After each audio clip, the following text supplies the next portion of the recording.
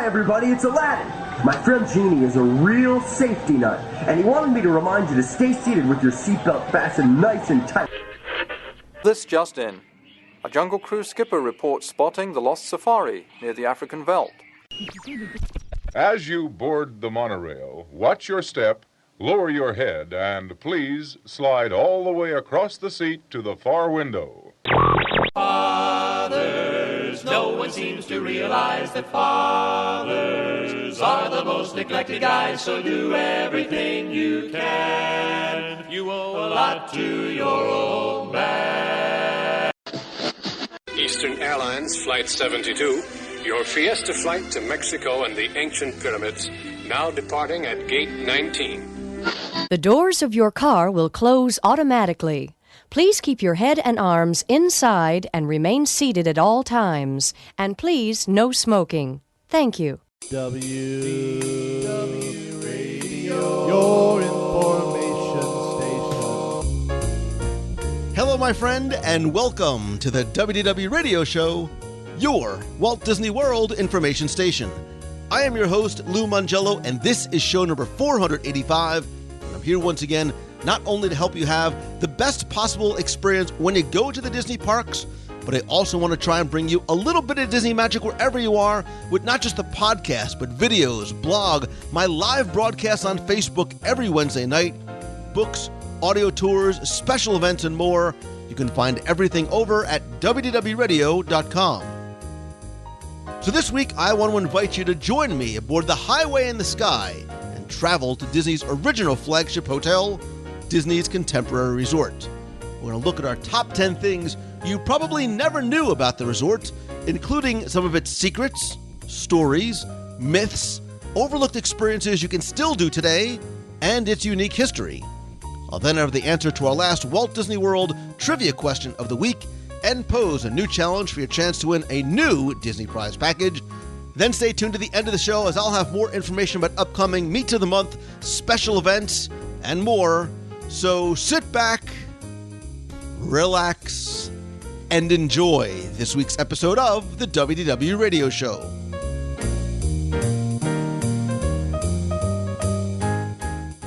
Hi, everyone. Welcome aboard the Walt Disney World Express monorail. We're now embarking on a scenic journey over the Highway in the Sky. And now, ladies and gentlemen, we're entering the vacation kingdom of the world. Today, you'll be seeing what we call Phase 1, which stretches more than 3 miles east to west and 2 miles north to south. But that's just the beginning. We have many exciting plans for the future. Just ahead is one of the real wonders of our world, the exciting Contemporary Resort. In a few seconds, we'll be passing directly through the center of the Contemporary's Tower building for a look at the spectacular Grand Canyon Concourse. As we ride through the Grand Canyon Concourse, you can see one of the largest ceramic murals ever created. It's 9 stories high, and it's made up of 18,000 hand-painted tiles. Elevators running through the center will carry you high above to the top of the World Restaurant, where famous stars entertain. You can see many of the guest rooms high in the sloping walls overlooking the restaurant terrace and shopping plaza below. In addition to the Towers building, the Contemporary Resort also features lakeside living. Additional guest rooms are located right on the shores of beautiful Bay Lake. You're invited to return to the Contemporary Resort anytime by simply taking one of the local monorail trains from the Magic Kingdom. They'll drop you off right at the Grand Canyon Concourse station. Here's a special program note while you're visiting. Out on the Seven Seas Lagoon, our exciting new water ski spectacular will be taking place throughout the I've been going to Walt Disney World since November of 1971, just a few weeks after the parks opened its gates for the very first time. And we drove, little Lou Mongello drove with his parents in whatever 70s era station wagon we were probably in from New Jersey to Orlando. And I am considering myself very fortunate and blessed enough that my parents were Disney fans too, and they always wanted to give us, I have a brother who's 6 years younger, so we would always go every year, and my parents always wanted to give me and my brother the best possible experience when we went to Walt Disney World. So we pretty much always stayed on property, including that very first visit when we stayed at this very futuristic new hotel known as the Contemporary Resort. And it was the place that we stayed really most often, including, I remember, a family reunion trip we had in the early 2000s when my dad took about 35 of us, picture that, and we all stayed right in the Contemporary. And there's so much as I think back that I remember about growing up sort of in Walt Disney World and staying at the Contemporary, from riding the monorail in the front of the car on the monorail after the parks closed with a friend of mine, seemingly all night until it actually shut down. My parents knew that it was safe. It was where they trusted me. And I remember that poor cast member I was just peppering with countless questions. I remember the colors and the images. I even sort of remember what the Contemporary smelled like. And I was fascinated by the design. And as I got older, as with everything in Walt Disney World, I tried to learn everything I could about the resort and about the hotel and even sort of how it was built, right? And I think we all sort of know that the general story, I'm sure. But I also think that there's probably a few things and maybe some secrets that you don't know about the Contemporary. In fact, dare I say, I'll bet that there are at least 10 or so. So this week, we want to share 10 things you probably never knew about Disney's Contemporary Resort. Think of them as a top 10 things you probably never know. And when you hear 10 things and top things, you know 2 things. It's not going to be 10, and I'll be joined by little Timmy Foster from Celebrations Magazine over at celebrationspress.com. Little Timmy, my friend, welcome back. Thanks. I'm gonna be staying at the Contemporary for my first time next month. I'm so excited. What days are you going to be there? And if you could share exactly what room, it would make stalking you a lot easier for the listener. I'm on the 54th floor. I'm in the end room, and I'm going to be there right over Labor Day. So come on in. It'll be a party. We'll have a good time. Wait a minute. I think that we could have a little part. Listen, I'll follow me on the Twitter, and I will share out where Tim will have a little surprise party for Tim, because it's going to be a surprise that Tim's not knowing that we're coming. But I'll bet, Tim, that there's also something else that the listener doesn't know, and that's the best part of this whole show.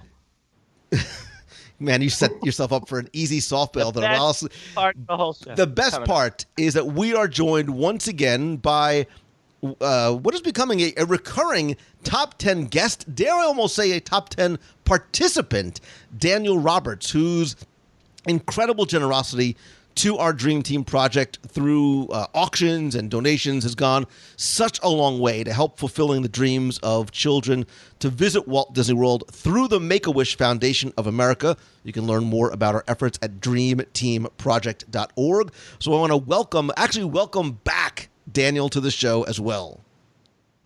Hey. Oh, thank you. I hope you heard that.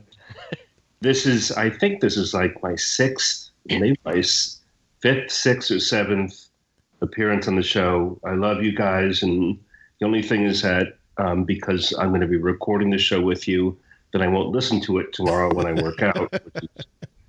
But I want to tell you that I met Lou. He and I had lunch with my family in, what was it, February? Yeah. March? Yep. February 23rd. I know it well. There's a story. Never mind. Never mind. It's on fire tonight. Goodness. But anyway, it was great to see Lou. We went to Yak and Yeti.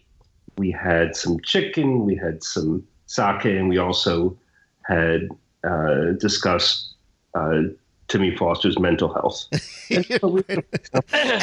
and I was challenged by the server came over, and I was so nervous. He was challenging me to trivia, and fortunately I got them all right. I would have lost all credibility in front of Daniel, which I would have been embarrassed by. Luke, I just want to say that there was a waiter who considered himself a foremost expert on Disney trivia, and he got a gist of, or I think he knew who Lou was. So he kept him coming over with trivia. He must have come almost a dozen times, and Lou nailed it every time. I was very nervous. I know, but you got it every time, and he kept on coming back. Like, well, he's probably reading your book, is what he was doing. Exactly. Lou was on fire. It was amazing. Well, listen. Wait, what was one of the questions? Let me see if it. Oh, I don't even remember. Or do you even remember? I have. It was all a blur.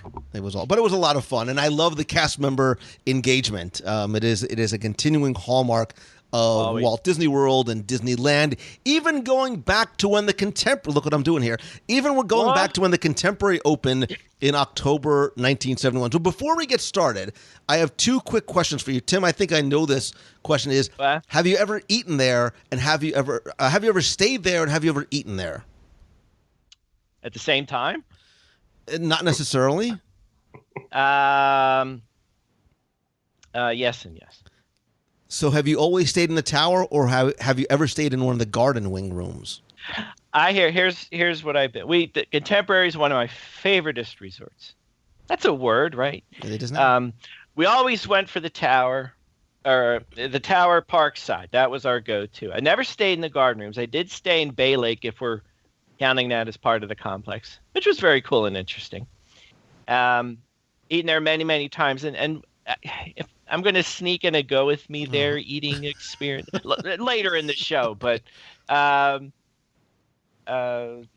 you and I have hung out together, if I can put it that way, at Contemporary several times. I don't know what you're meaning. You just made that sound way creepier than it probably ever was. So can you clarify for my benefit and the benefit of the listeners? What is the hung out in air quotes that you're using? I'm petrified, by the way. We met. Hugs were exchanged. There was alcohol somewhere. What? No, we met out. No, we met at the Outer Rim. I'll never forget it. We hung out. Somebody recognized you. They didn't recognize me. My heart was broken. But no, it was all innocent. Timmy, let me tell you something. He or she did not recognize.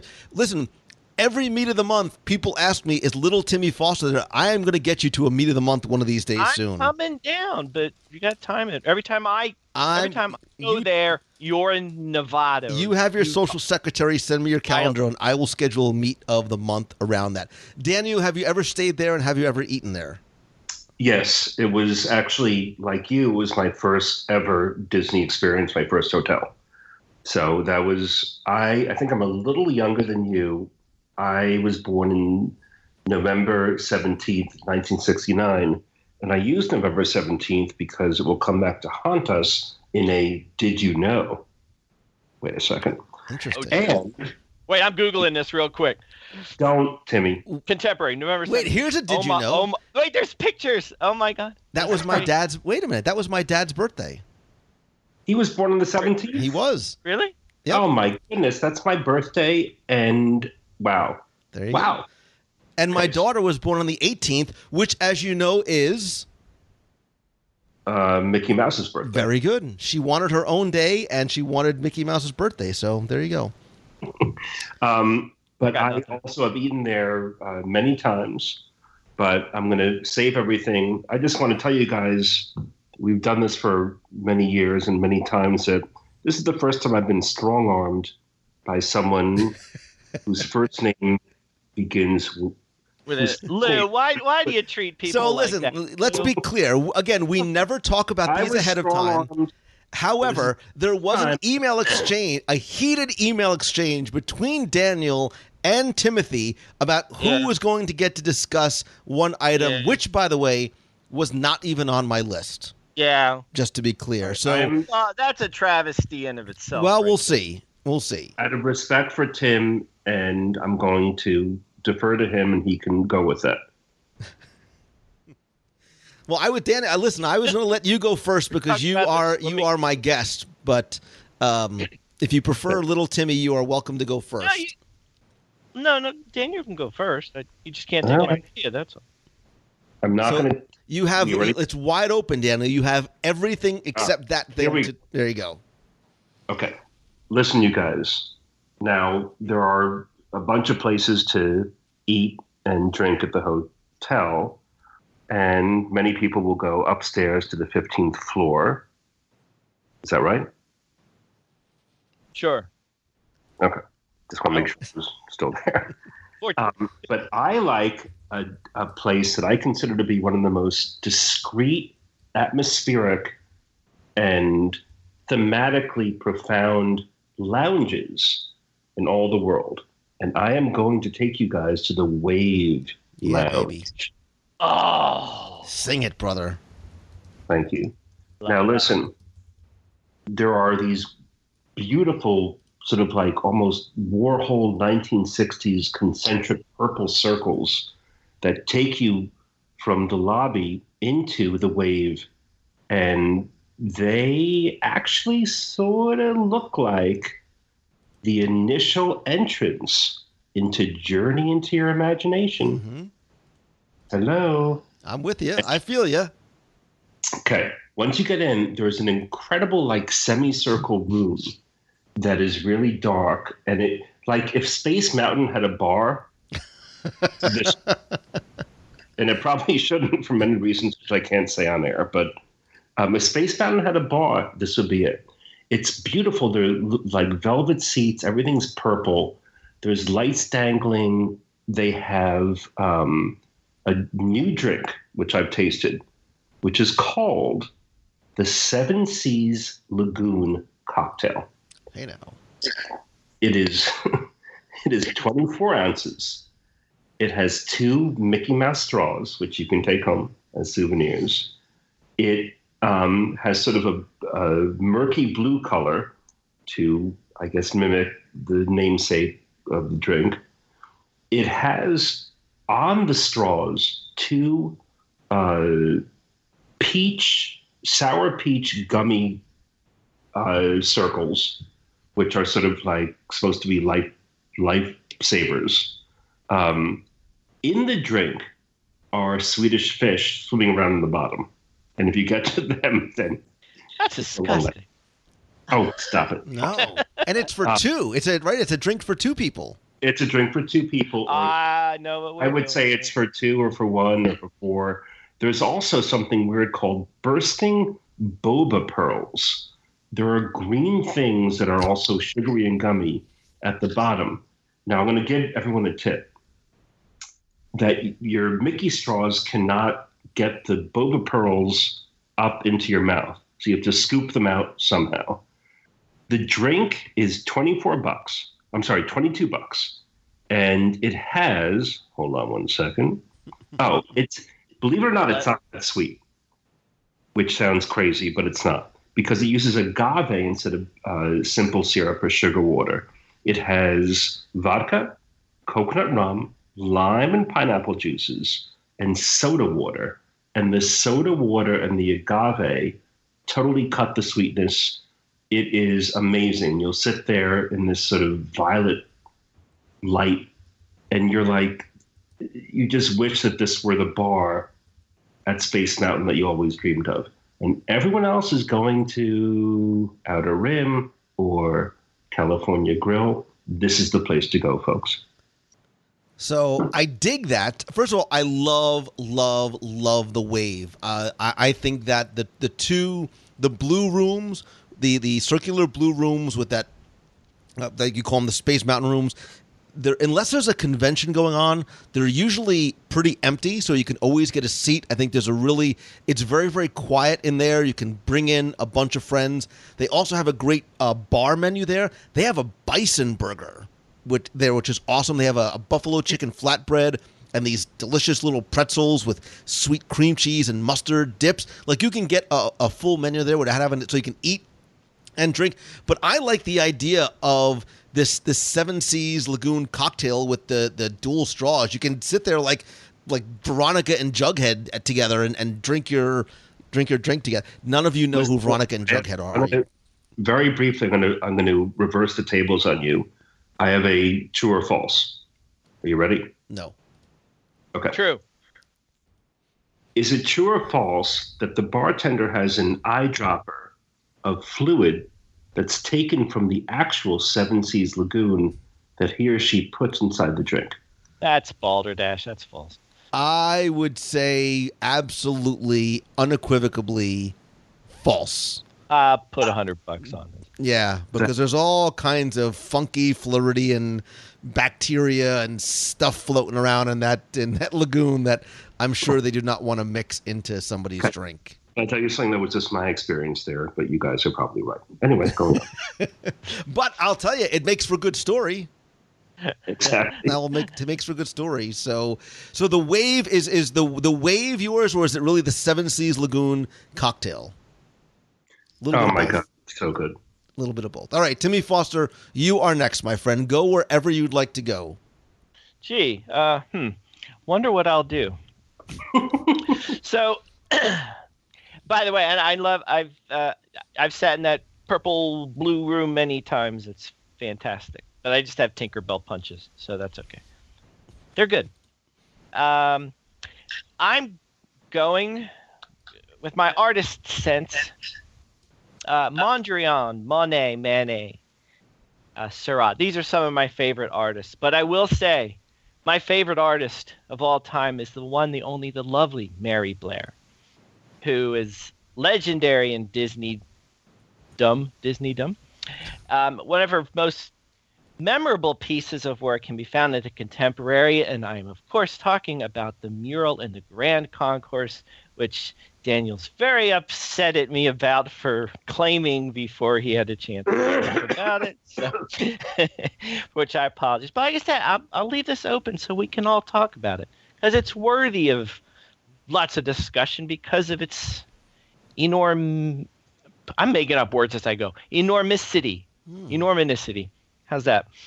Anyway, this 90-foot tall mural made up of over 18,000 fire-glazed tiles is a beautiful masterpiece created by Mary Blair that depicts the southwestern Native American areas of the Grand Canyon, hence the name of the concourse. But it's spectacular to look at. There's so much to see from the I had a little picture here too. There's the animals and trees and bushes and children, and not to mention the geometric shapes and the colors that are the hallmark of Mary Blair's work. And the mural is interesting in most of her work that she was seen at Disney, like the facade of It's a Small World and her conceptual works for Alice in Wonderland and Cinderella and so forth. They're very colorful, and she has a great, unique color sense. The mural is kind of a departure from her in that it's because of the nature of what it is, had to incorporate more earth tones and whatnot. But you will see if you look closely, there's still so many colors that she uses effectively. There are, besides the blues and oranges, or the browns, oranges and yellows, there are blues and reds and pinks and greens that are very, very cool in how she used them. And of course, there's her distinctive way of how she portrays children in a non-traditional, whimsical fashion that brings their innocence to life. And it's all children and children animals that you'll see throughout the mural. And one of the things I noticed, and it may have been there all this time, this is going years back, but I never noticed it. I swear it's because the Concourse Steakhouse, which I may talk about later on, when it used to be there, I think this feature of the mural was covered up, or at least I never noticed it till the Contempo Cafe came in. On that side of the mural, which actually wraps around the whole column, or the central pillar, you will find tiles with signatures of the artists that worked on them, not the least of which is Mary Blair's, whose is on top, which again is a wonderful thing to look at. When I first saw it and realized it was there, it was rather breathtaking. It was this close as I've come to. I've never met Mary Blair, of course, and never saw her or anything like that. But that was her. This was her in front of me. That was her signature, which was amazing. And to the credit of the other artisans that worked with her, you'll find their signatures as well. Far too many to name, and very few that you'll probably recognize. But I'm glad to see their names are also recorded there. But it is great to see Mary Blair's signature there as a stamp on this mural, which is a spectacular piece of art. And if you go to the Contemporary for no other reason, except to eat and drink and do all that stuff you've been talking about, but do check out the mural. Look for it intensely. There's all kinds of hidden things I might let you guys mention if you'd like. But it's a wonderful, wonderful piece of art to look at.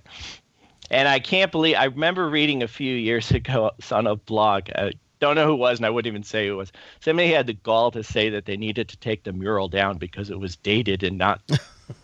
Are you kidding me? You can't.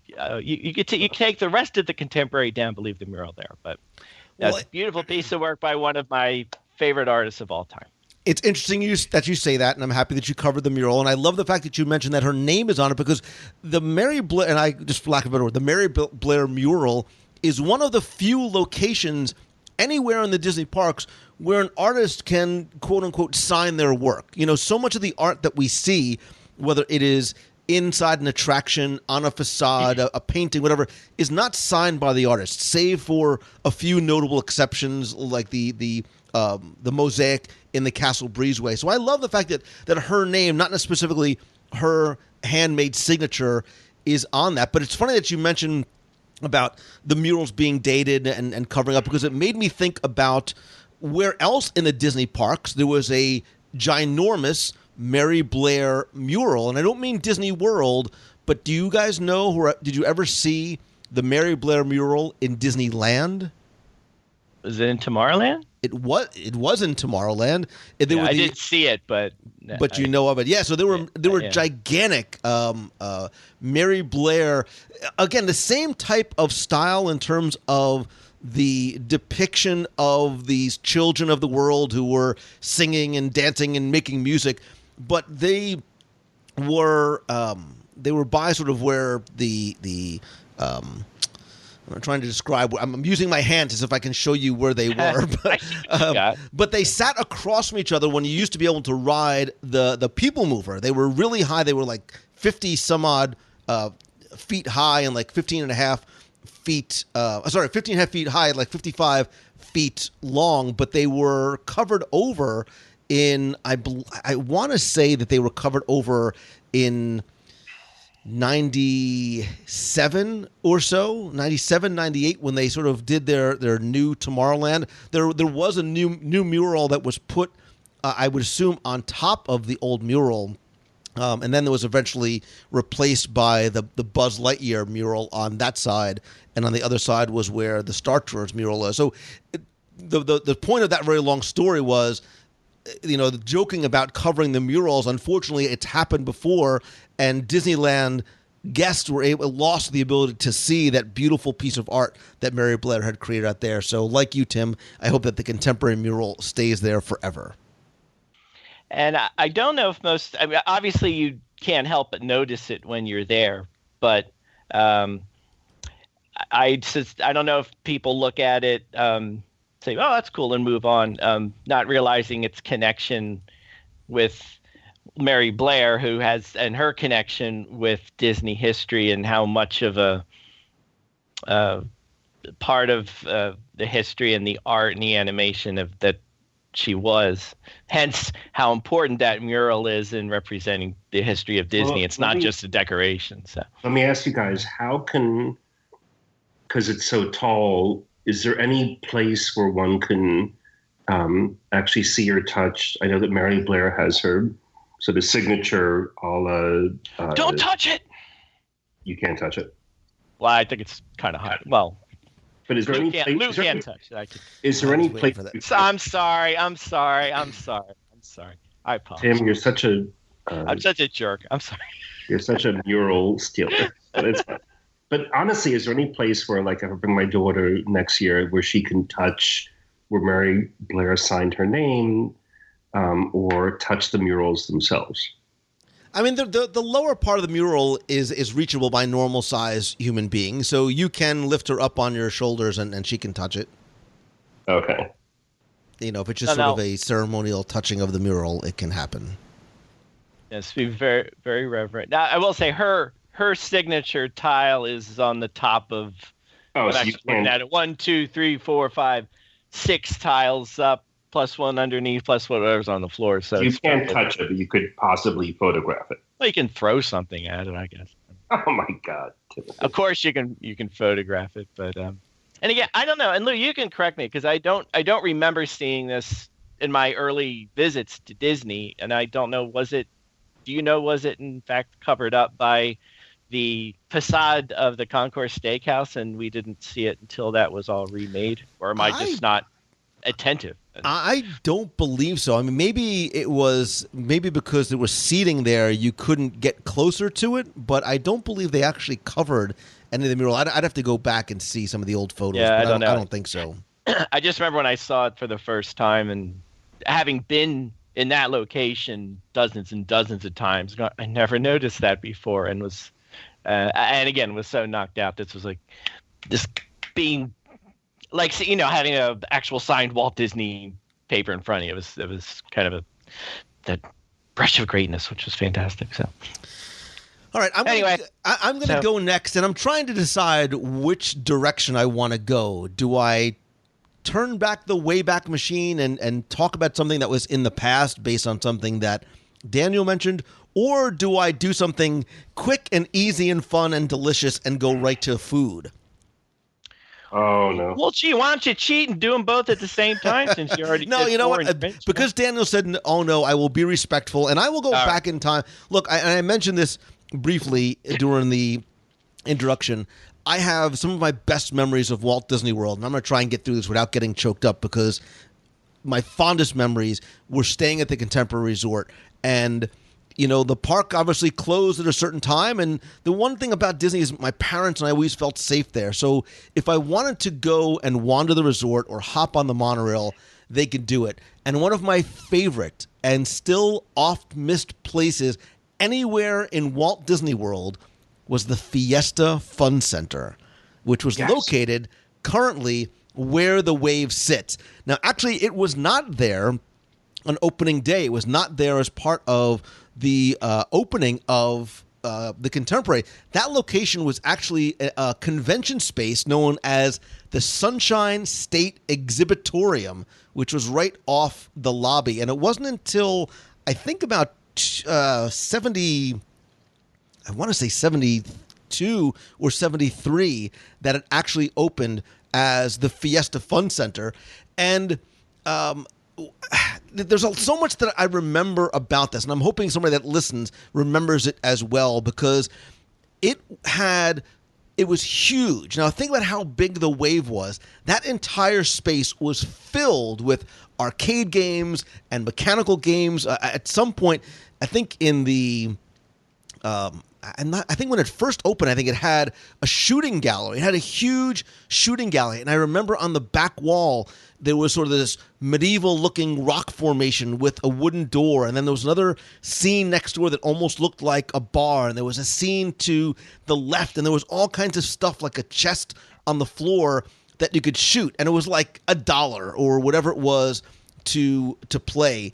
There was skee ball, there was video games, there was also a theater that they had in the back where you could watch Disney films. I remember going to see, I think I saw The Love Bug. I don't know why The Love Bug is sticking out. And again, it was like $1 to go in. Oh, no, that's what the movie theater was there first, and then it was replaced, I think, by the shooting gallery. I might have my times back and forth, but I remember, like much of the Contemporary, it was bathed, it was drenched in reds and oranges and sort of burnt browns. I mean, colors that just sort of screamed 1970s. There was a huge, there was a mural by the entrance that was created by Bill Justice. And I remember there was the Three Caballeros were in there as well, and some of the characters from the Mickey Mouse Revue. And this was here until about 2000. Oh, man, I want to say 7 or 8 or so when the wave finally opened, and they moved the arcade upstairs to the Grand Canyon Concourse upstairs. And if you wanted a snack, now obviously there's the Contempo Cafe as well. I could wax poetic about the time and the hours and the memories and the quarters that I spent at the Fiesta Fun Center. But that, for me, the next time you go into the wave, picture that area as a huge arcade with games and skee ball and theater and shooting gallery and snack bar, and how many other kids like me made so many good memories for so many years downstairs. It's awesome. I love it. That reminds me of something. But I'll wait my turn. Which is now. No, it's my turn. No, it's not. It's his turn. No, Is go it ahead. finished? Look, Daniel, I'm trying to look out for you here. You see what's happening? I know. See Thank what's you. going Kid. on? Anyway, I want to second that because my first visit to Disney World, it was either 1979 or 1980. I just don't know. And I think I'm a little younger than Lou. But we say Listen, that's twice you've said it. Clearly, you're younger than me. Yeah, I know. There's a somewhere. If you want me to just come out and acknowledge it, I was born August 2nd, 1968. Do the math. So, all right, I'm November 17, 1969. So I'm a 7-year-old boy trapped in a 48-year-old body. Exactly. So I remember the Fiesta Fun Center so well. And it was the first time they actually served, what are the drinks in the sort of plastic ceramic orange cups? Orange juice and the orange looking. Yep. They were there. I remember it so well. I remember the movie theater. I remember all that stuff. But for my next one, I'm going to do Did You Know? Did you know? No. Oh, no.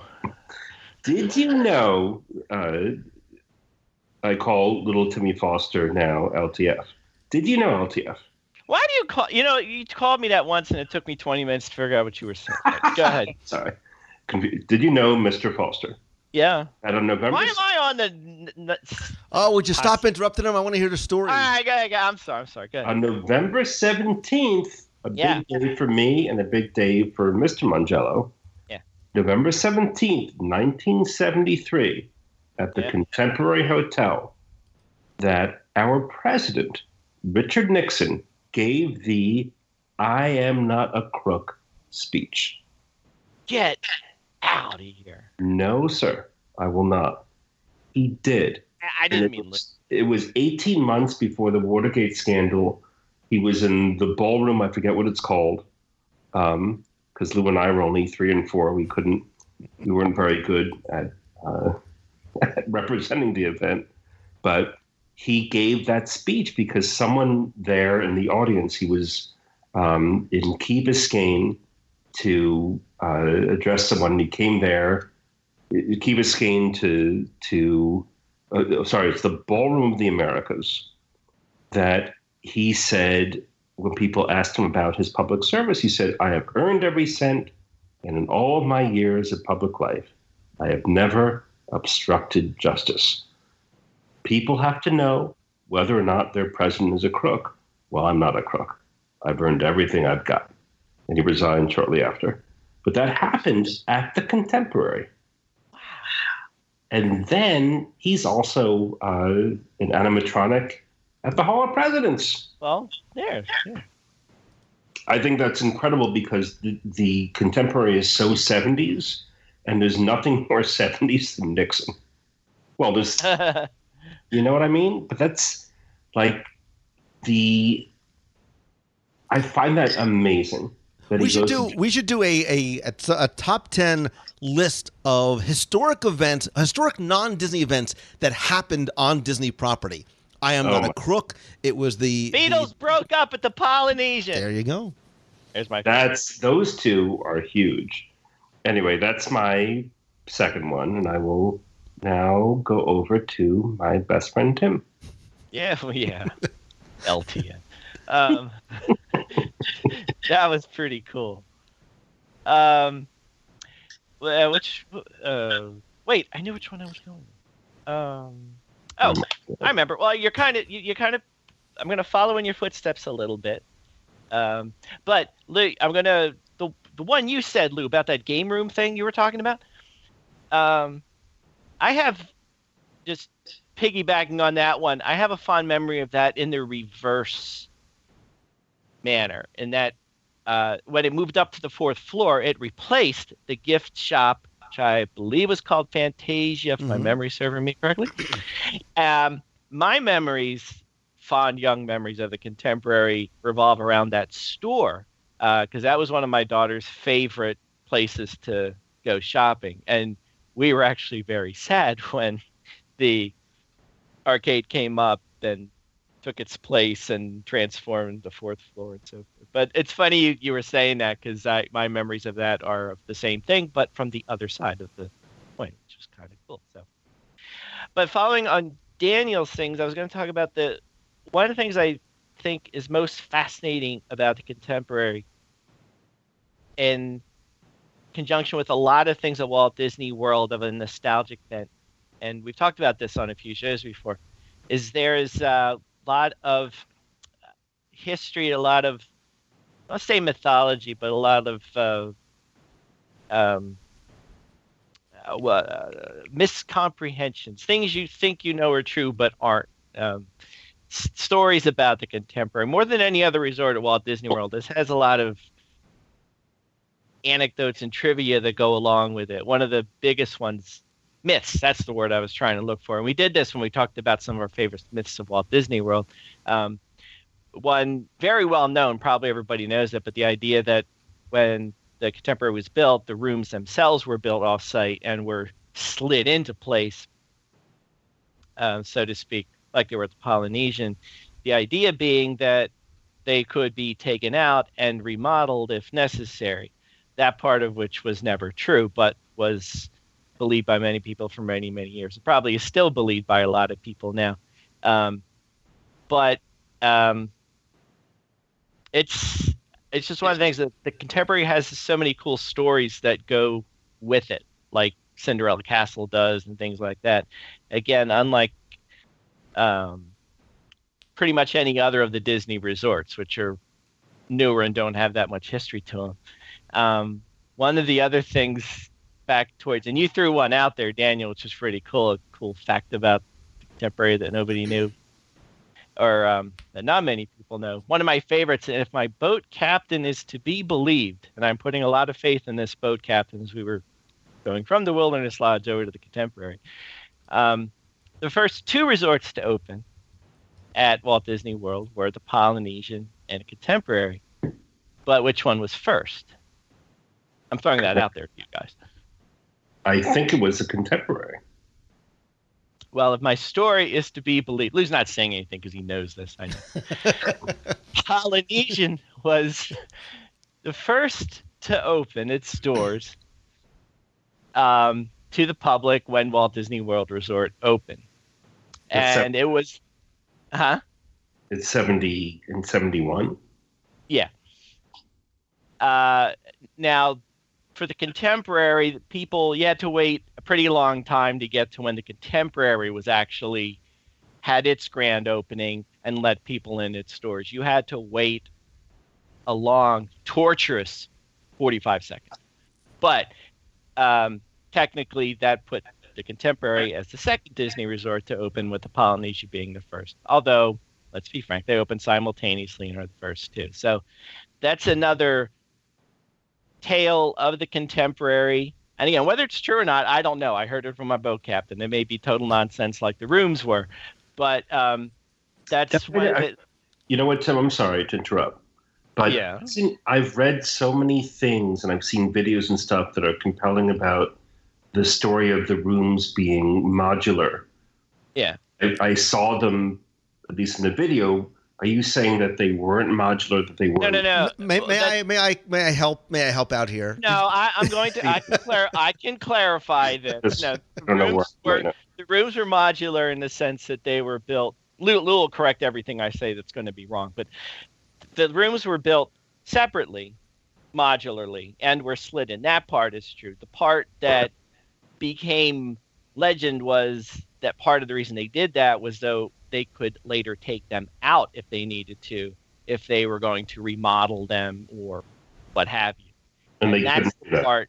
Well, that's the part that was never true. They weren't ever intended to be pulled out again. Not to mention it would be frankly impossible, cost prohibitive, make no sense at all, and that sort of thing. But the story grew that was part of the reasonings, that they could slide them in and slide them back out again, which obviously they never did, even though the Contemporary's been remodeled many times.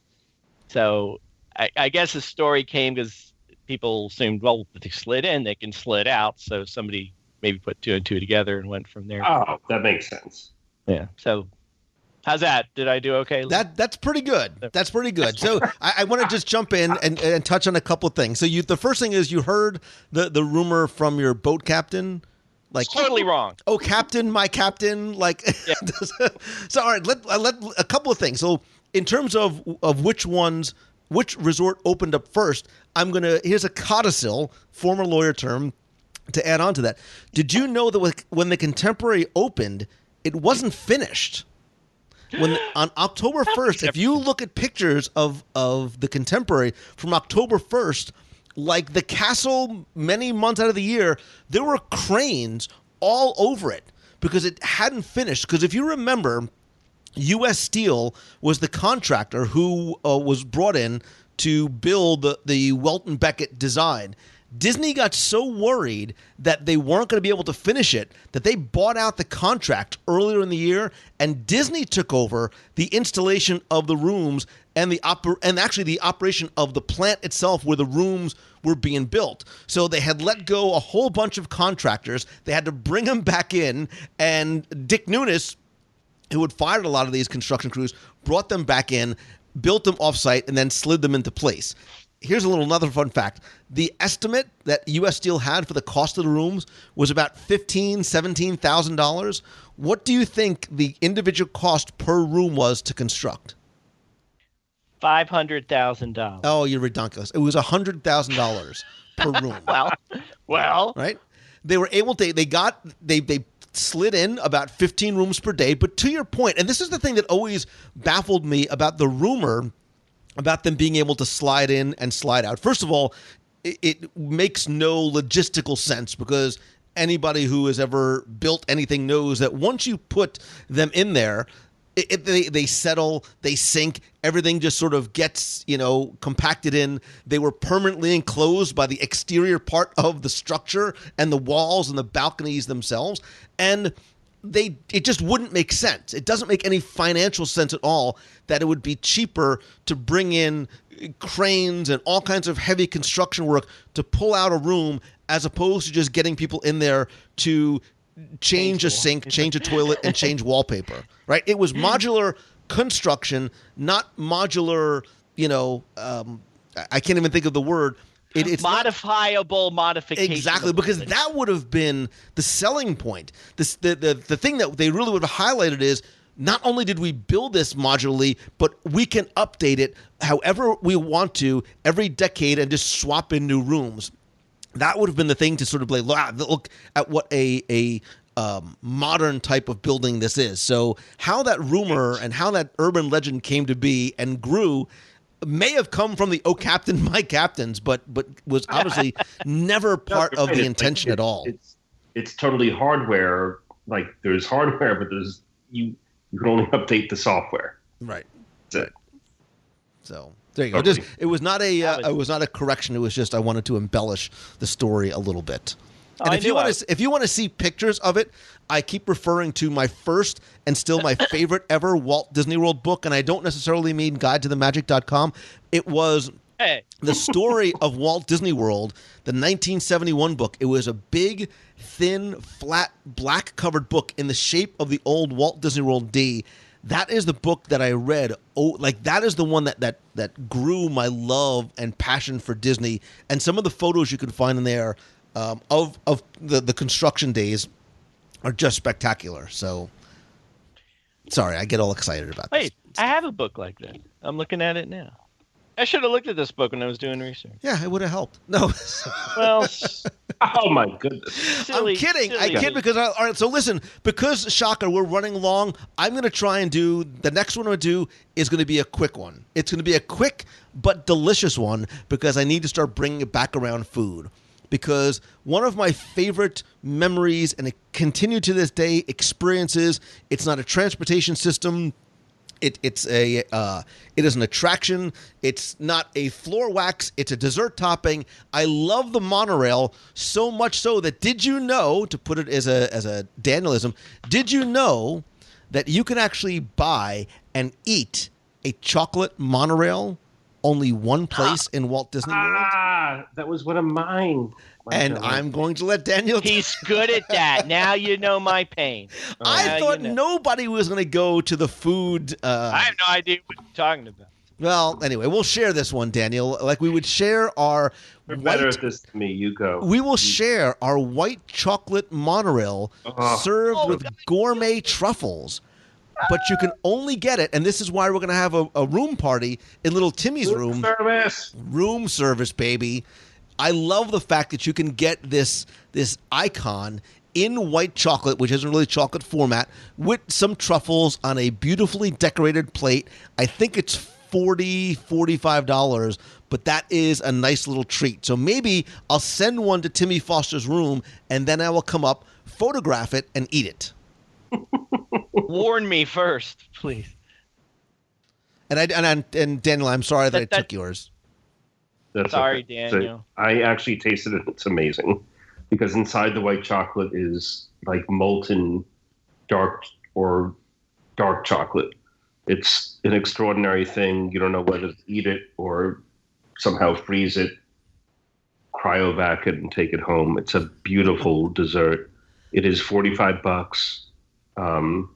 It's really attractive. If your kids are hungry, they will destroy it. It's like King Kong on the monorail. It's not good. Anyway, moving on. But it's a wonderful dessert. It really is. But yeah, you can only get it in a room at the Contemporary. Is that right? Yep. Yeah. All right, moving on. It is back to you, my friend. Which friend? Me? You. I ain't his friend. It's you. You wasn't talking about me. All right, should we start doing things we wish or no? I still have more on my list. I have some secrets, and I know you have some things that you want to add on. So I have a brief. Did you know? Go for it. Did you know that when the Contemporary was built, that there was a path between Tomorrowland and the hotel that would lead you directly back to the hotel, and that ideally the path would have some sort of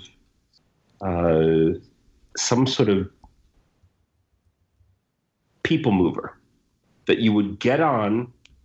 I've read this, by the way, Lou. So, and I go ahead. You got it so far. All right.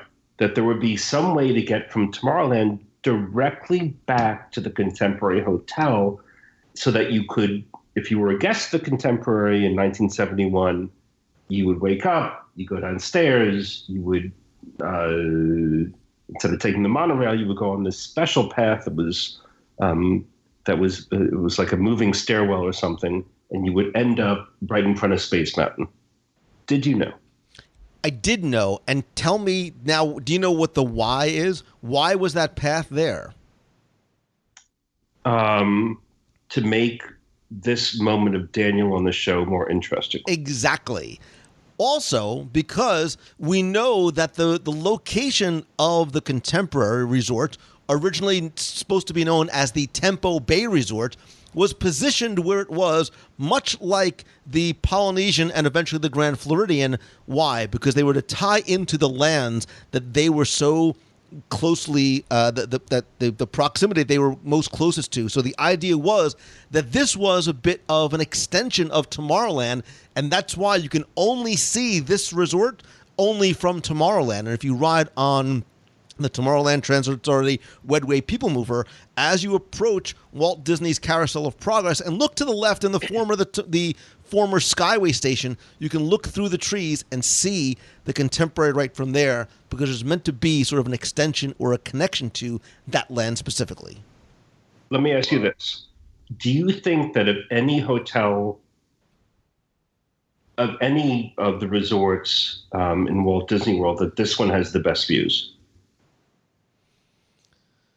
Does it have the best views? Of the Magic Kingdom. Well, of Magic Kingdom. Well, now you knocked out one. Right. Because you could make an argument that Boardwalk and Beach Club and Yacht Club have some pretty amazing views. I think with the new tower that we are hearing is going to be built, that is going to potentially have some incredible. I mean, views are a subjective term because what is it that you want to look at? Do you want to look? I think right now that the Copper Creek cabins at Wilderness Lodge have some of the most beautiful views on property because that outdoor L-shaped covered patio area with the little splash pool hot tub thing has some pretty spectacular views in it of itself. They look great. But there is something to be said for looking out your room, being up on the breezeway by the I was going to call it the top of the World Supper Club, but being at the top of California Grill and being able to look out over the fireworks is pretty spectacular as well.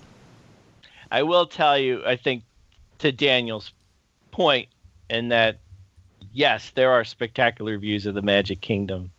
The most spectacular views of the Magic Kingdom. I remember staying there many times, and we'd have the 2 double queen beds and the pull-out sofa. I would pull the sofa over to the windows and sleep there all night long so I could look at the castle. Oh, that's so cute. Which were spectacular views. And I remember watching the fireworks from my room, not up at California Grill or wherever where the music's piped in, but in my room where there wasn't a music piped in. But I was fortunate enough to have this CD of the Music of Wishes, and I tried to play it and sync it just at the right time, and it sort of worked. So that was pretty cool. So. And yes, they have spectacular views. I think you could make an argument that the Grand Floridian there's a possibility it could trump that because you do have the water, you've got the castle right there, you have the beautiful sunsets. And to that point, I would say the Asian, Persian, Venetian, Mediterranean, and or Wilderness Junction also would have had some beautiful views as well, but that's another show for another day. Actually, I did that show already. If I built an 80-foot tower in the middle of Fantasyland, that view would be even more spectacular. If that's the game. So, all right. Is it Tim? Is it your? Is it Mercer? Is it your? Yeah. Wait. What did Daniel do? Oh, you did the Tomorrowland thing. Yeah. We trampled. I'm sorry. We trampled over that. So I have a couple, but I'm going to try and go quick. I'll just go Christmas. Yay, that's it. All right, Lou, your turn. Go ahead. All right, I'll expand on that a little bit. So, you can take 30 seconds. Go ahead. All right. We've talked about Christmas so many times, you and me, Lou. Christmas at a Contemporary is a little different than Christmas at most of the other resorts. We talked many times about one of the great things to do during the holidays is take a monorail tour of the Magic Kingdom resorts and see all the different trees and Christmas decorations between the Polynesian and the Grand Floridian and a Contemporary. Now, and the Wilderness Lodge, if you're willing to take a little boat ride. Admittedly, the Contemporary, at first glance, isn't as spectacular as the other resorts in that it doesn't have a lobby that's 4, 5, 6, 7 stories tall. Hence, when you walk into the lobby, there's a gratuitous little Christmas tree there, and it's nice. But it's not on the scale of the ones you would find at the Wilderness Lodge or the Grand Floridian. Yet, the home of the, if my math is correct, the home of the tallest Christmas tree in Walt Disney World is, in fact, at the Contemporary, but it's outside. And if you manage, and if it's not too cold, and it never gets cold in Florida, to wander outside during the holiday season at the Contemporary and see the tree, you'll see it. It towers up over 70 feet tall. It's truly amazing to look at up close. You obviously can see it from far away as you're going by the Contemporary on a bus, or I would think you could see it from the monorail, I'm sure. So that's one of the cool things at Christmas about the Contemporary that's different from the other resorts. It has a spectacular tree, but you have to go outside to see it. But what is inside that is spectacular is up on the 4th floor in the Grand Concourse, and is the Christmas display that's put up in front of the mural. And while the most famous gingerbread house arguably can be found at the Grand Floridian in its lobby, the Contemporary boasts usually boasts a gingerbread tree, which consists of, and I'll rattle this off real quick, 136 pounds of honey, 211 pounds of flour, 101 eggs, 27 pounds of spice, 15 pounds of sugar syrup, and lots of other ooey gooey stuff. And a partridge in a pear tree.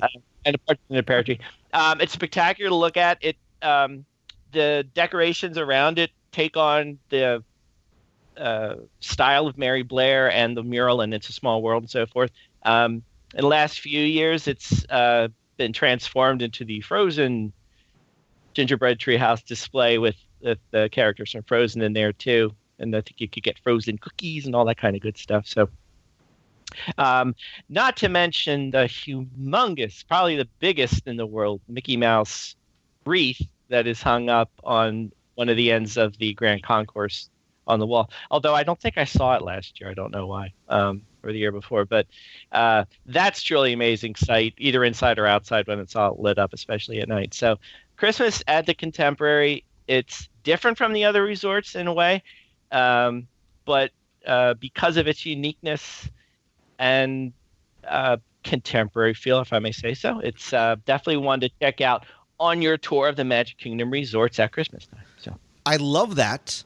However, you left out the biggest Christmas secret of them all. Oh my God! They put red and green lights on. No. This is serious. This is something that you will not likely find in a guidebook. You won't find it necessarily. I don't even know it's on the. I guess it's probably on the Daily Times guide. But did you know that at and in the Disney's Contemporary Resort, you can watch and hear a live holiday concert for free? Whoa! So during the holidays, just outside of the Fantasia gift shop, facing towards Magic Kingdom, where the giant glass wall is, oftentimes throughout I guess it's late afternoon, early evening, they have a choir come in and sing holiday songs and carols, like in a full concert. Like you can go and sit there, and I think it probably lasts maybe a half hour or so. I only know this because I caught it by accident last year, and it was beautiful. Like, wow. It was wonderful, and it was one of those things that there was no crowd because nobody knew about it. So it wasn't until they started to gather or until they started to sing that people started to gather around this wonderful choir. So if you've never heard it before, if you happen to be there, grab yourself a piece, grab yourself a shingle, grab yourself a little bit of gingerbread, and go over and please check out the beautiful Christmas holiday concert. That's fantastic. Wow. And we've talked about that a lot of times where you of discovering something you think you've seen it all, but you come across something you never knew was there. And there you go. And that's the whole point. And there's another one. That's the whole point of this show. So there's magic everywhere. I am going to wrap. Watch what I'm going to do here. And if I can get these segues right. We're not done yet. Hold on. No, we're not done. Because I have... Didn't you say we could have... I love the fact that, that you guys are telling me when I'll tell you when we're done or not, Mongello. When you were chosen to live, all right.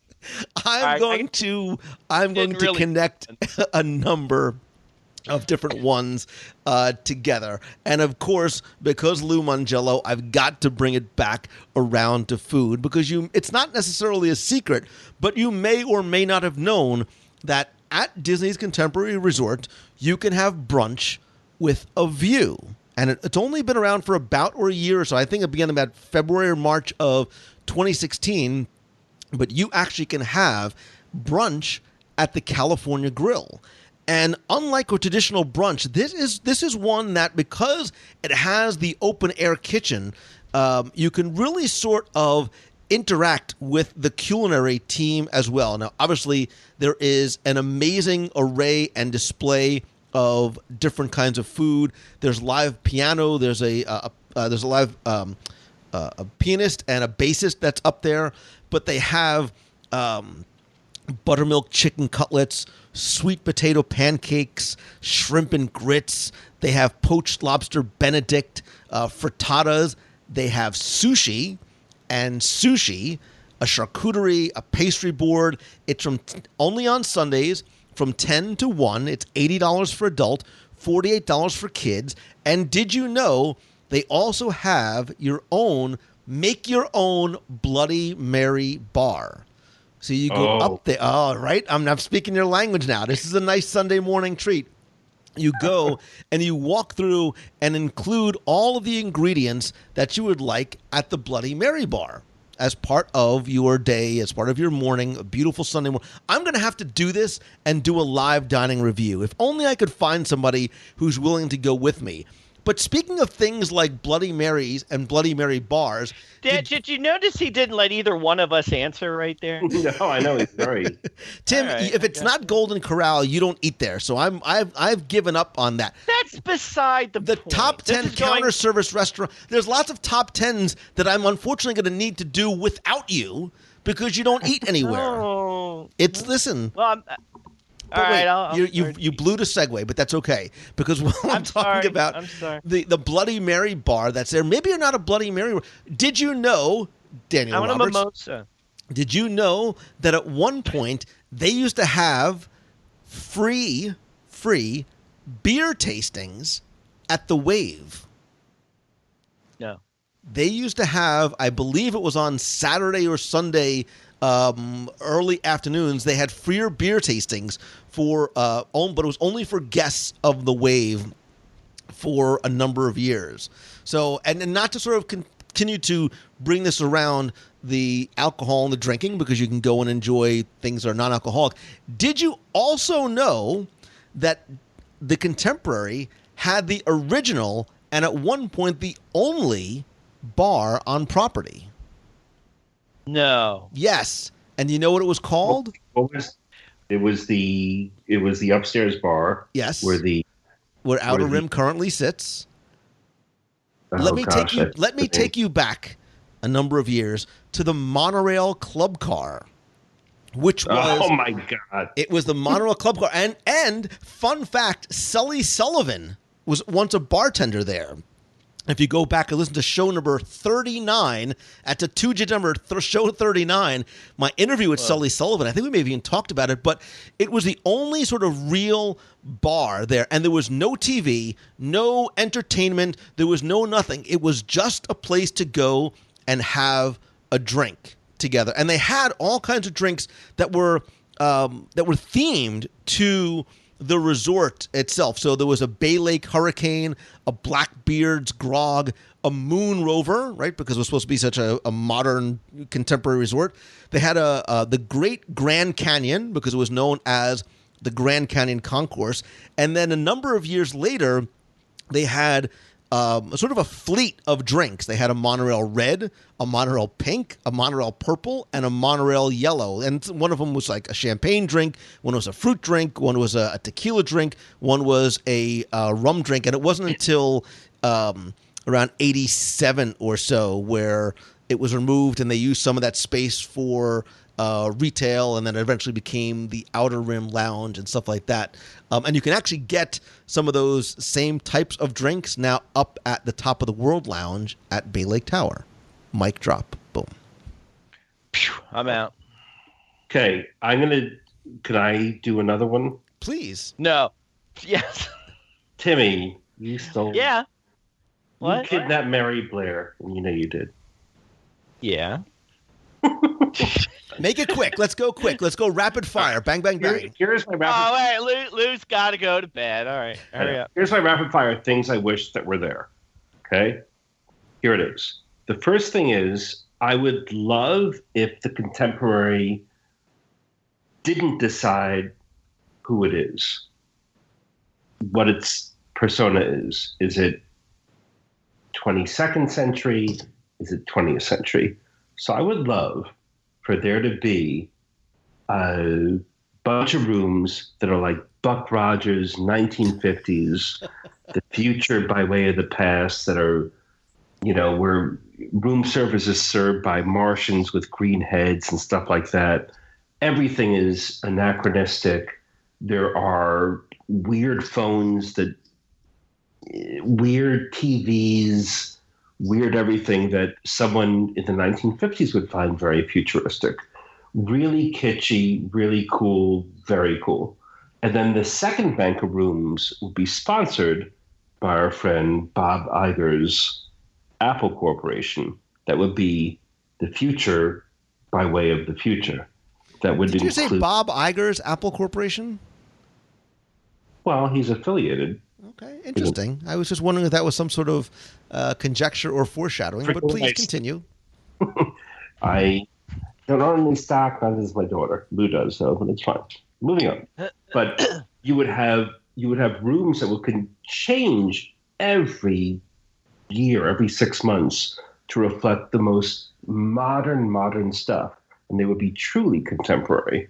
So you'd have one set, like a wing of rooms that would be crazy, beautiful Buck Rogers, Isaac Asimov fiction from the 50s, and the other room would be these, VR and artificial reality and the most up-to-date stuff sponsored by Apple or whomever. So that's my one wish, and I'm going to do one last one before I sign off. The other one is this. Sorry to do for two, but Tim stole. So, it's fun. Hold on. I'm going to do one last one, and this is it. That we have a Star Wars affiliation, and the most incredible thing from the 70s, from 1977, for a bar or restaurant, is the cantina in Star Wars. Imagine that bar staffed with cast members in costume in the contemporary, but it's back to the 1977 scene in Star Wars, A New Hope. So I'm just gonna play devil's advocate and ask you two questions. I'll go in reverse order. Why not? We're gonna have that type of experience we expect in the upcoming Star Wars land. So why would you put it in a resort that did not necessarily entirely reflect Star Wars, where all of those creatures and aliens can live? And going back to your first point about the themed rooms, I dig it. It's an interesting concept, but I think that would work better in a resort that is not the contemporary. Look, I think there is something nostalgic and kitschy and classic and screams old vintage Walt Disney World to me with the contemporary. And if you start sort of trying to make it a mishmash of themes, it loses a little bit of that charm, right? And I think that's what the contemporary, maybe because I stayed there so often as a kid, it has. Because now it's like, well, no, I want the Buck Rogers room. No, I want the little Timmy Foster room, which God only knows what that would look like. But instead of having to pick those type of themed rooms, dude, that's a creepy laugh, man. Don't ever do that again. Daniel, stop it. I think that we will see the Star Wars Cantina in Star Wars Land where it belongs, and I think the contemporary needs to remain the Tempo Bay, the modern version of the Tempo Bay Resort. All right, can I chime in on these ideas? Please. So, Daniel, I think your ideas are absolutely brilliant. Don't listen to what he said. I think they're fantastic. Although, if I'm in that cantina bar and somebody taps me on the shoulder and says he doesn't like you, I'm running the other way. Fast. Star Wars people get that. I know you don't. I don't like you either. Go ahead. Jeez. No, I think those are fantastic. One more little tidbit I'll throw in, and then Lou, you can do your 37 other what you do. The one thing I always thought was cool about the contemporary was you have your ticket transportation center or transportation ticket center. I can never get that straight. But I always thought of the contemporary as the ticket transportation center part 2. But really, if you're staying at the Wilderness Lodge or the campground. But I think, and I was furiously going through my head, hoping I do have this little factoid right that I literally just made up. I believe the contemporary is the only Walt Disney World resort that offers you not 1, not 2, not 3, but 4 ways to get to a theme park. Oh, you can walk there too. You can walk, you can monorail, you can bus, and you can convoluted boat if you wanted to. And of course, the contemporary is one corner of the trifecta: Fort Wilderness, Wilderness Lodge, contemporary boat ride, which is one of the most fantastic non-attractions of Walt Disney World that we talked about before. And that's it. Okay, I do not, in the interest of trying to keep our 10 to as far past 10 as we are, the thing that I will only do, that I will share, because we're talking about secrets and maybe things that you didn't know. One of the things that we had sort of mentioned was the changes over the years, right? We talked about how the original, this tiny little area that they used for convention space eventually grew into an entire convention center in Walt Disney World. But the Grand Canyon Concourse, the fourth floor of the resort, which really, if you think about it, when this opened in 1971, it looked very different. It almost looked like a modern version of a shopping mall, which was a relatively new type of concept for there.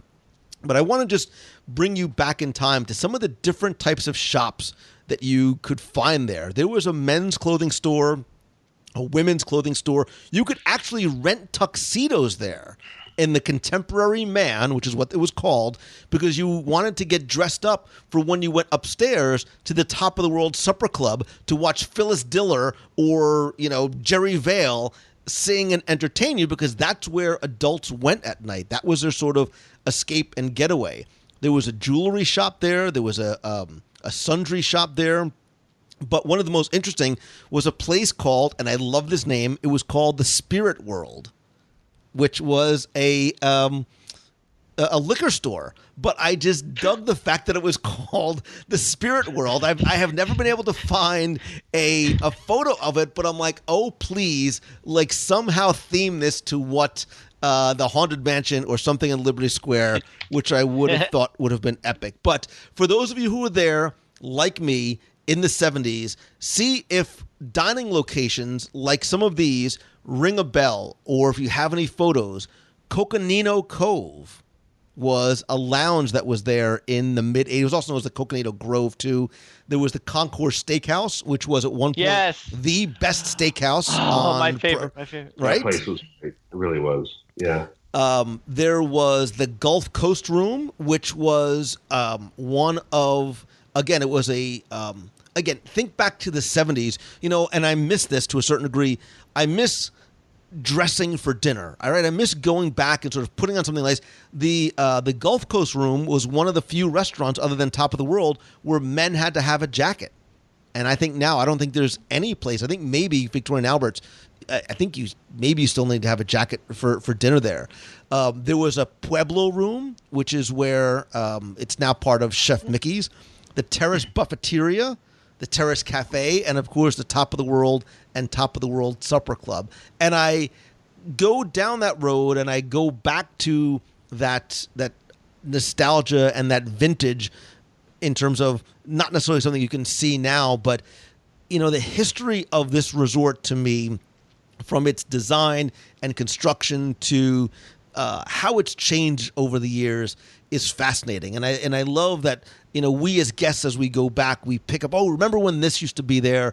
Remember what else used to be there as well, and how things have changed. And look, these are clearly not the only secrets and stories and hidden treasures of the Contemporary. I actually have more, which I won't share now, including, by the way, where to find some of the most comfortable and private lounge chairs and couches anywhere in Walt Disney World. Shh. I know. Teasing. Just ... Is it the cabana? But I would like to know from you, our friend, the listener, what is your favorite secret of the Contemporary? What's your favorite little hidden treasure? What's your favorite story? What's your favorite detail? Whatever it might be. I would love to hear from you. Please go to facebook.com/WDW Radio. Leave a comment there in this week's show, or you can go to WDWRadio.com.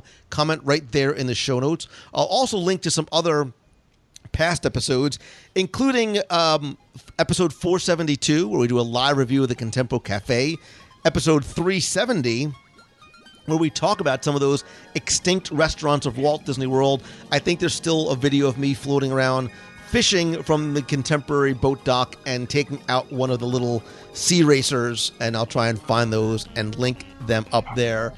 Daniel Roberts, my friend, I want to thank you again for your friendship and the love and the support and generosity towards the Dream Team, and to me personally, it is always a pleasure to have you here, and you are always welcome back, my friend.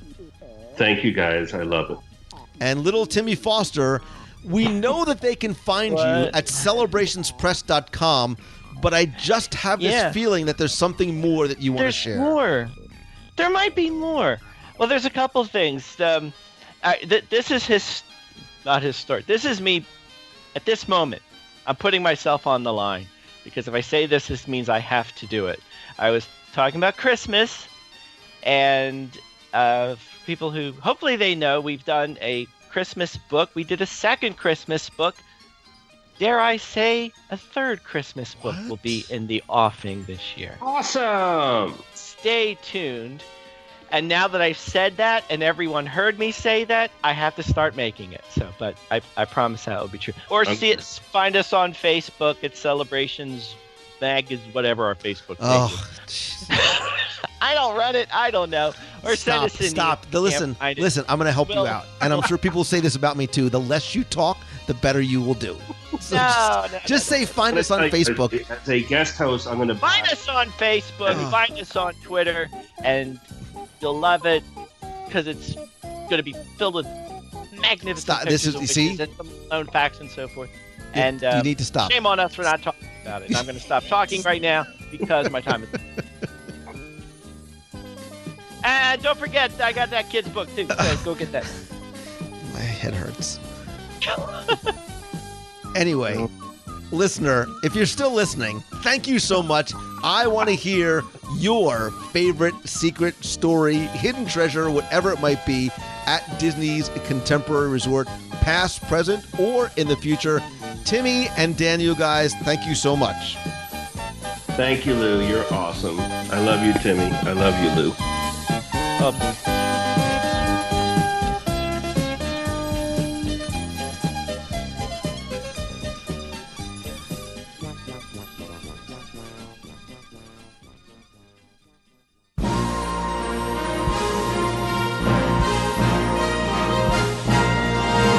It's time for our Walt Disney World Trivia Question of the Week, where I invite you to test your knowledge of Walt Disney World's history or see how well you pay attention to the details, not just in what you see, but sometimes in what you hear. If you think you know the answer, you can enter via our online forum for a chance to win a Disney prize package. But before we get to this week's question, let's go back, review last week's, and select our winner.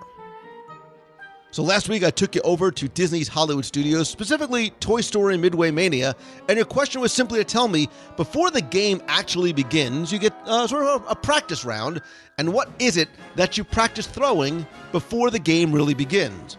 Thanks to the hundreds of you that entered, got this one correct. You have either been practicing quite a bit and your shoulders probably hurt as a result of it, because you know that before your game starts, you practice throwing pies. So I took all the correct entries, randomly selected one, and again, last week you were playing for my 102 Ways to Save Money for and at Walt Disney World book, all 7 of my virtual audio walking tours of the Magic Kingdom, both which you can find in the WDW Radio shop, by the way, a WDW Radio Magic Band 2.0 cover, some stickers, and a brand new, not available in stores, WDW Radio pop socket phone holder and mount. And last week's winner, randomly selected, is Catherine Fredericks. So Catherine, congratulations. Thank you so much for entering using the forum. I have your mailing address. I will get your prize package out to you right away. If you played last week and didn't win, don't worry about it. Forget it. That was the practice round for you, because here's your next chance to enter in this week's Walt Disney World Trivia Challenge. So even with the opening of Pandora, the world of Avatar here in Walt Disney World, and Guardians of the Galaxy Mission Breakout out in Disney California Adventure, and the upcoming Star Wars Land and Toy Story Land, we're all still sort of wondering what else is going to be next. Where else are there going to be additions or upgrades or changes? And one of those places where there is some speculation is possibly coming to Future World in Epcot Center. I actually discussed what I think is happening there and elsewhere on my live video show from the last couple of Wednesdays. You can watch the replays over at facebook.com/WDW Radio. Click on the videos tab. Let me know what you think about what I speculate might be coming to the parks over the next few years. But one of those locations is Future World, and one of the attractions that is rumored for a potential change in the next few years is Ellen's Energy Adventure. So potentially before Ellen and Bill go away, your question is to tell me, when Ellen and Bill are in the helicopter during one of the Universe of Energy scenes, Ellen asks Bill for a very unique and seemingly unnecessary item for their helicopter journey. What is it? Tell me the item that Ellen asks Bill for while they're on their helicopter journey. And I'll even give you a little hint, because Bill Nye was just showing Ellen the pros and cons of converting the energy of falling water into electricity, known as hydroelectric power. She needs something after that visit. That's what I'm looking for this week. So you have until Sunday, June 11th at 11:59 p.m. to go to WDWRadio.com, click on this week's podcast, use the online form there. You can fill out your answer and your shipping address. So if you do win, I will send you all of the items in this week's prize package. So good luck and have fun.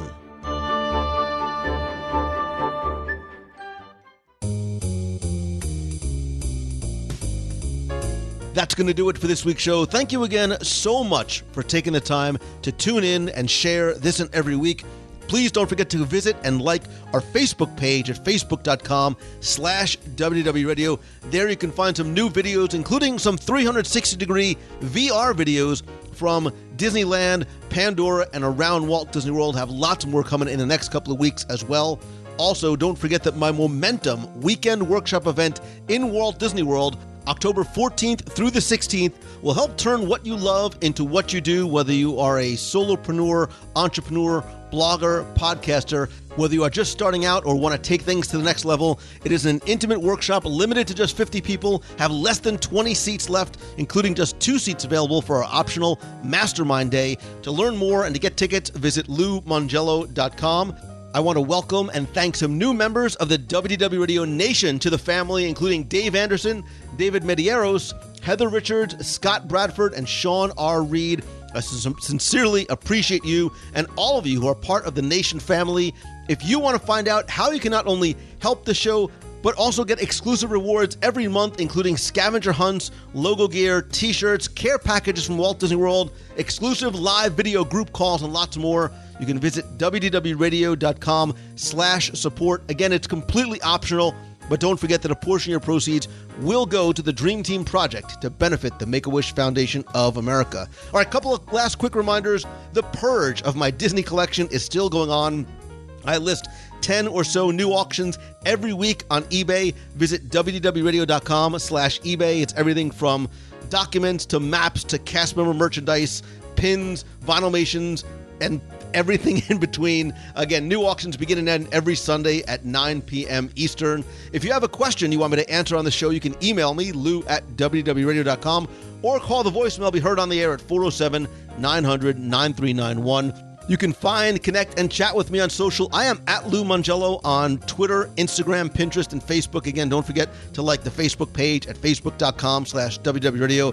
Of course, I think nothing beats a handshake and a hug. That's why I do monthly meetups every month in Walt Disney World. The next is going to be June 24th, the night before our Double Dip cruise on the Disney Dream.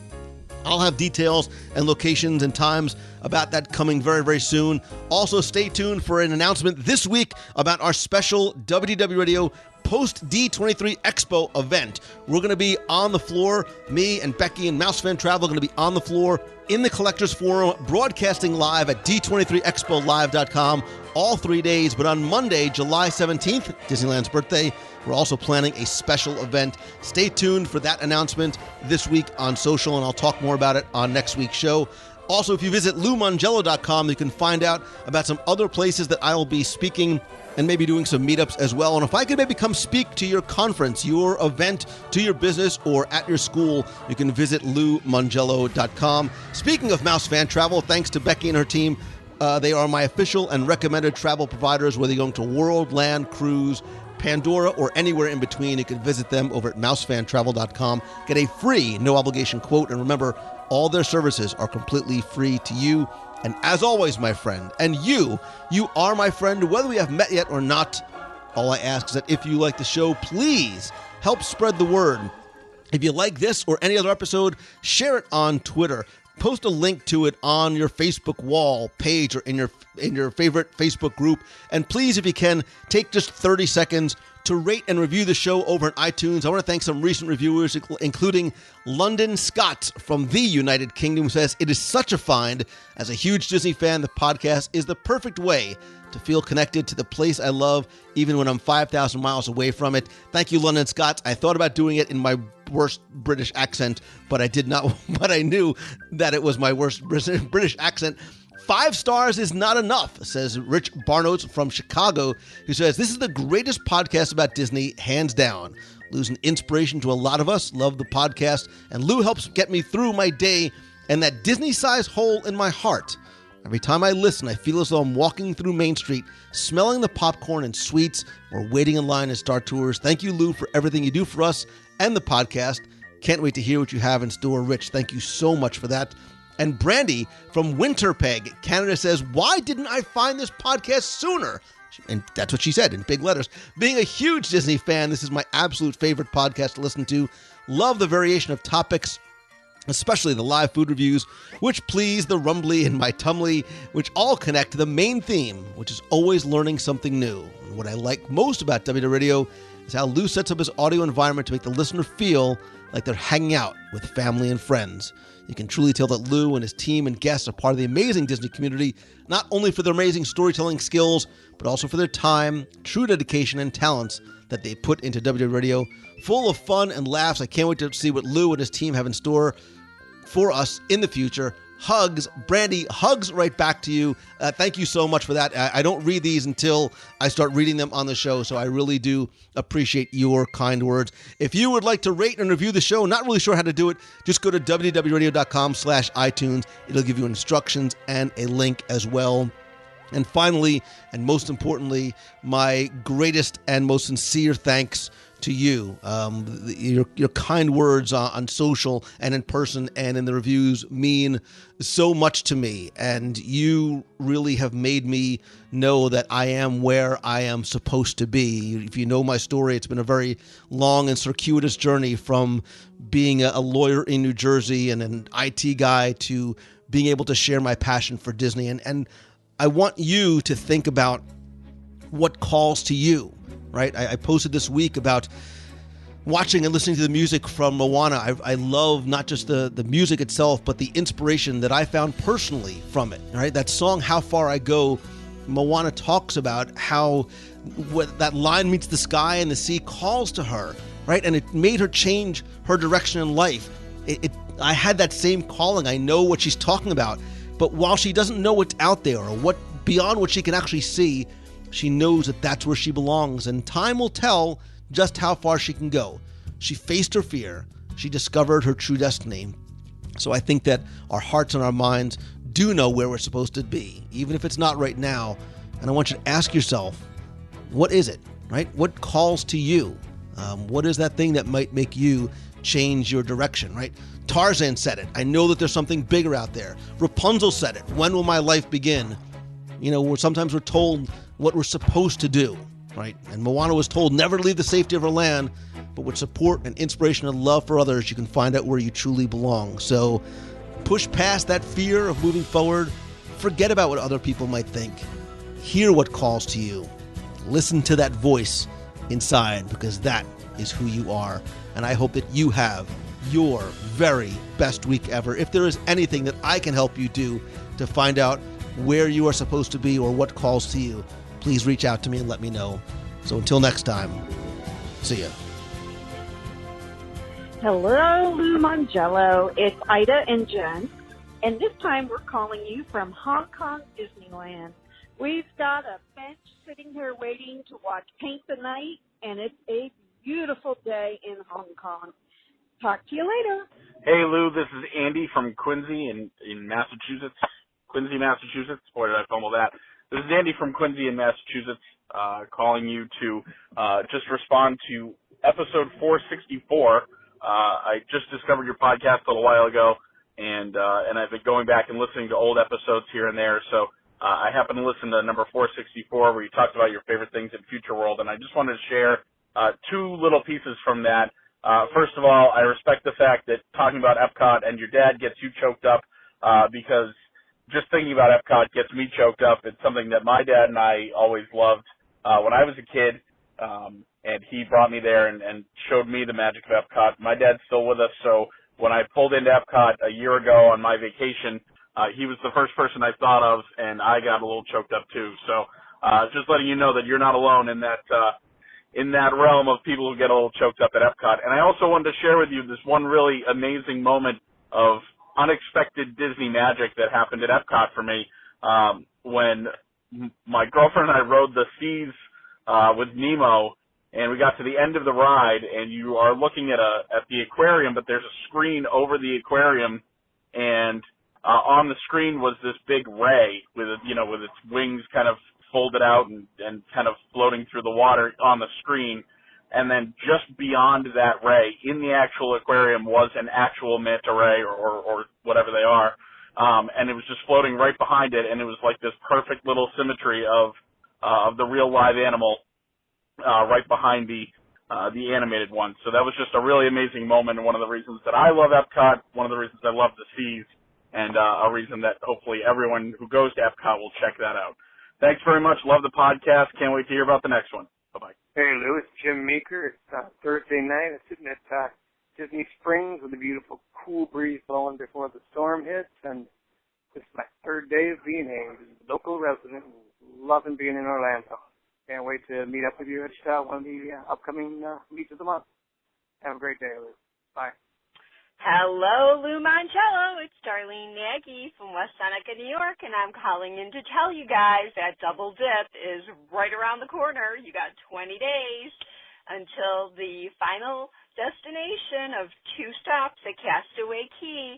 Oh, so excited for you guys. I wish I was going with you. I've told you that in the past, but I just seen family from California that's in town right now, and I've got 3 more months, 95 more days until I am in Disneyland. So that is very exciting as well. Stay positive. Hope you're enjoying the weather. Keep moving forward. And here's to everyone having a wonderful, magical day. Talk to you soon. You've got a friend in me.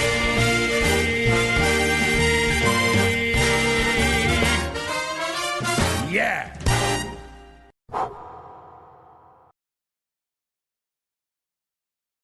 Nos acercamos al Polynesian Village Resort Hotel. Si van a bajarse aquí y desearían volver a montar en una... Si van a bajarse en el Contemporary y piensan volver a bromar en la Avenida Cabana, have a tamale.